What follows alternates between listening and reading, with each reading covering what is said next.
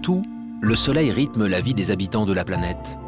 Mais la journée ne se déroule pas de la même manière pour tous. Car chaque matin, dans certaines parties du monde, des millions de personnes savent qu'elles ne mangeront pas à leur faim. Voici Léo et voici Antoinette.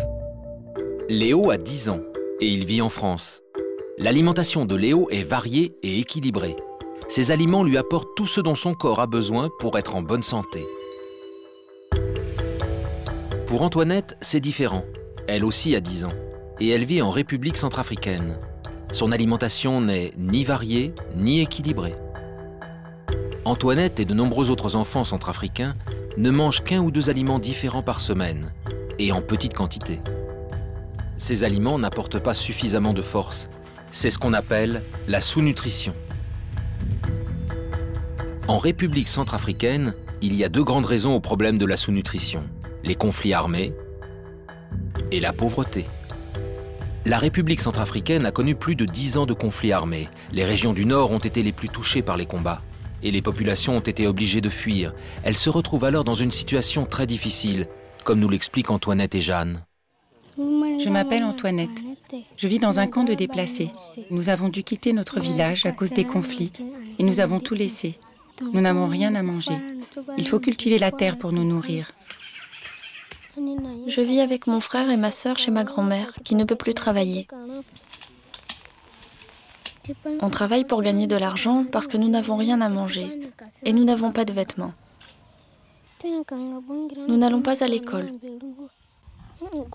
Nous sommes pauvres, nous n'avons pas le choix.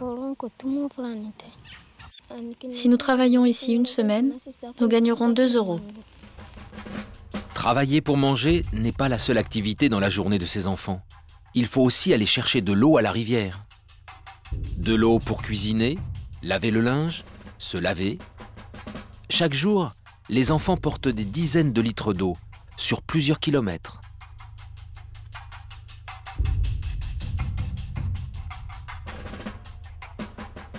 Cette eau, souvent sale, peut être porteuse de bactéries. Ces bactéries sont responsables de maladies et certaines de ces maladies sont si graves qu'elles peuvent entraîner la mort.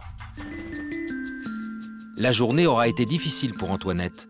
Travailler dans les champs et ramener de l'eau lui prennent trop de temps et d'énergie, ce qui l'empêche d'aller à l'école. Ce soir, Antoinette se couchera en ayant pris un seul repas dans la journée. Parce qu'il n'est pas possible de bien vivre avec un seul repas par jour, des associations humanitaires comme Action contre la faim aident les familles à avoir une meilleure alimentation.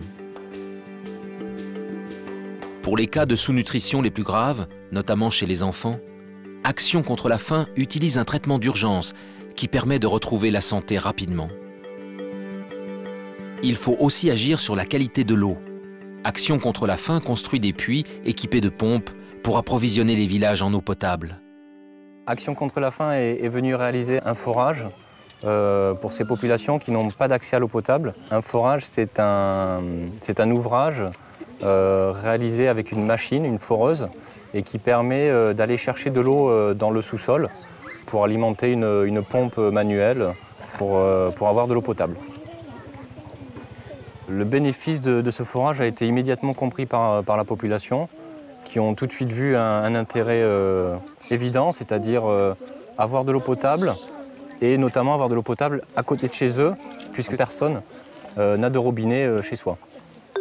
Enfin, pour combattre la sous-nutrition sur le long terme, Action contre la faim distribue des outils et des graines pour aider le village d'Antoinette et de Jeanne à cultiver de nouveaux légumes.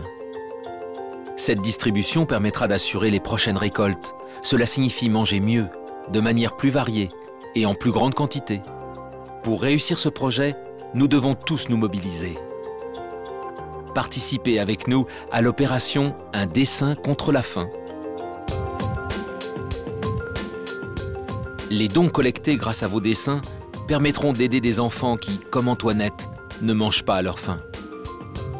Alors aidez-les à retrouver le sourire.